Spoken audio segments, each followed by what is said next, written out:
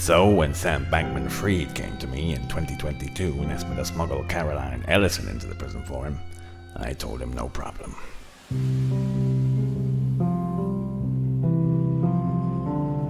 Sam came to Shawshank in December of 22 for cryptocurrency fraud and other financial irregularities. Haywood tells me he's a cryptocurrency billionaire. Good work for a man as young as he was.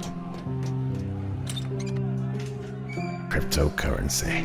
To me, it's just another made-up word so fellas like him can wear a suit and tie and have a job. Come on, new fish! Ooh, bring him in! I must admit I didn't think much of Sam the first time I laid eyes on him. Looked like a stiff breeze would blow him over. That was my first impression of the man. I hope he enjoyed his time in the Bahamas. I hope the ocean was as blue as it was in his dreams. Massive crypto criminal Sean SBF, we'll say everyone knows him by SBF, has been arrested and is currently awaiting extradition to America to allegedly face charges. Many people are concerned that there won't be any real charges brought, but it'll be an interesting thing to watch nonetheless. This article is probably one of the most hilarious, okay? So, fallen FTX founder SBF and his parents arrive in Bahamas court. As his congressional testimony blames, quote, depression and claims that he is the victim here of course, anti-Semitism. I don't think anyone knew or cared that he was Jewish, but that's what he's going with as a defense. And that his failed crypto exchange is solvent and can cover $1.8 billion in losses. The FTX founder, I'm sorry you were depressed. I guess I stole $80 billion. Sorry. He was depressed and somebody said some stuff about him being Jewish. We should probably just let him go. It's actually insulting that he's saying this. I assume my Jewish viewers would agree. There's like legitimate hate that group of people has to deal with. And then when you have criminals use it as a shield, it's disgusting. He's arrived at court in the Bahamas, flanked by his Stanford law professor parents and police escort after being arrested on charges of fraud and money laundering. Bankman-Fried is accused of defrauding investors of $1.8 billion and having them put their money on his crypto trading platform, FTX. The platform collapsed in November after Bankman-Fried filed for bankruptcy. Federal prosecutors in New York and the SEC both say Bankman-Fried used the platform as a personal piggy bank to fund a lavish lifestyle and make whopping political donations.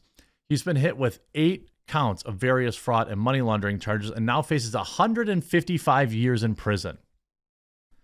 He maintains that he did nothing of the sort and was going to tell Congress today that he could repay all of the people who lost money tomorrow if his assets were unfrozen, despite previously filing for bankruptcy. What an interesting thing to say.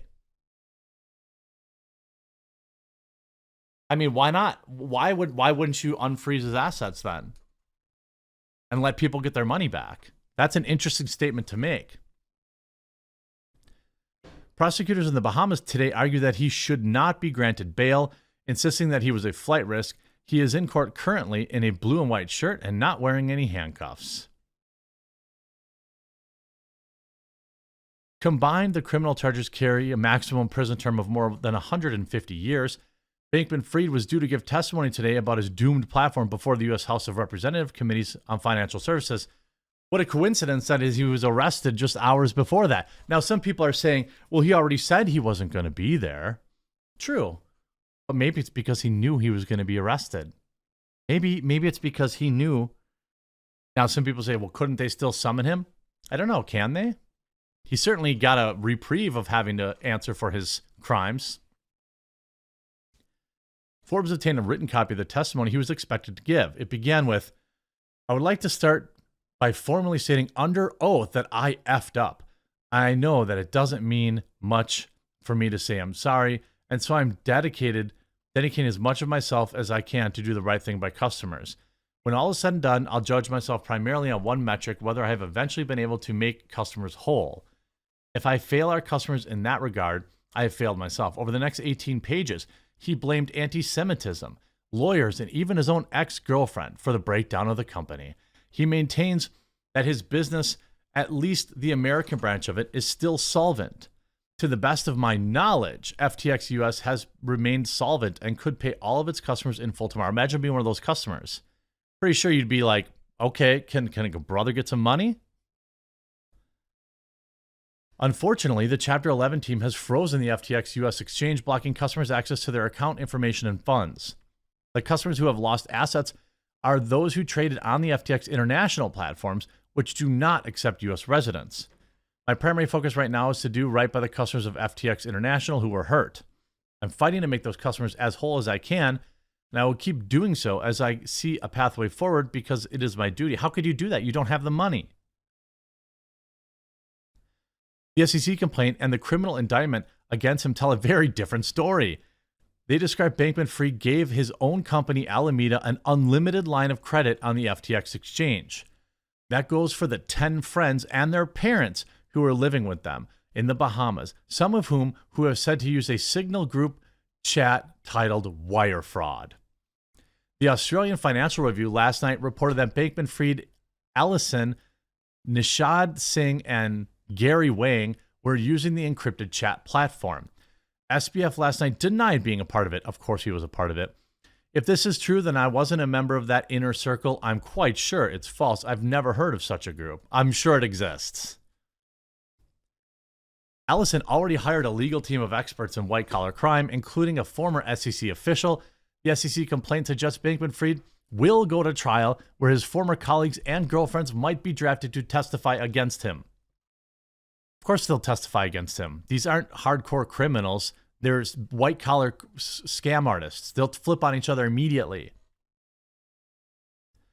Daily Mail has previously disclosed how the group was living in luxury in the Bahamas despite the collapse of his celebrity-endorsed trading platform. The SEC complaint filed on Tuesday alleges that Sam Bankman-Fried raised more than $1.8 billion from equity investors May 2019 by promoting FTX as a safe, responsible platform for crypto trading crypto. It describes Bankman-Fried as the ultimate decision maker at FTX from the platform's inception until he resigned. The complaint says SBF diverted customer funds to Alameda Research, his privately held crypto fund, without telling them. It also says Bankman-Fried commingled FTX customers' funds at Alameda to make undisclosed venture investments, lavish property purchases, and large political donations.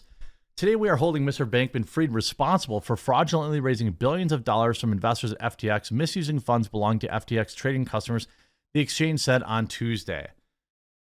And I also want a list of every government official that took a check, right?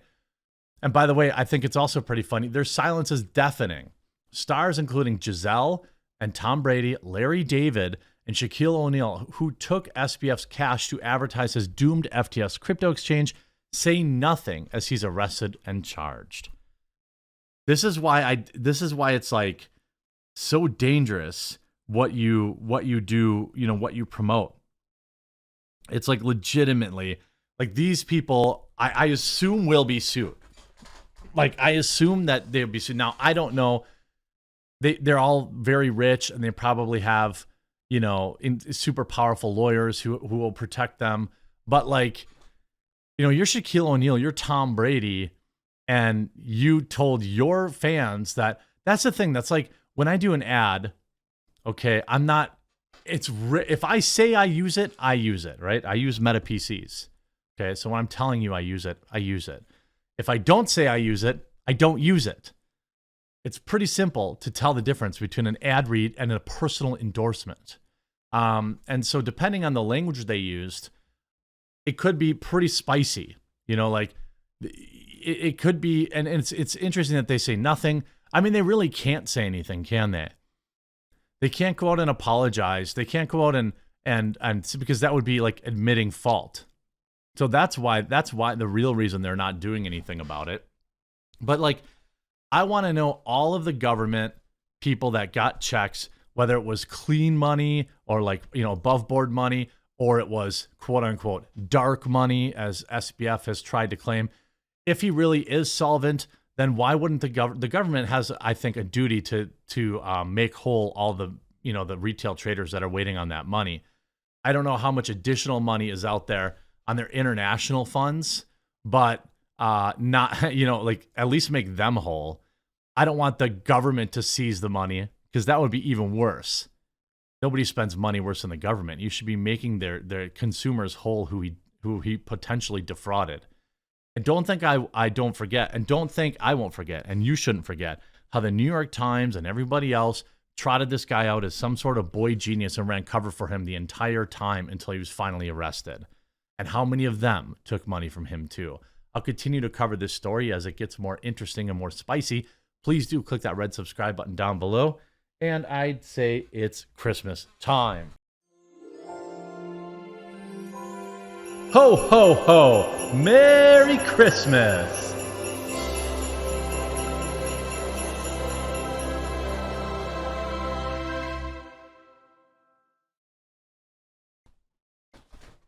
Now,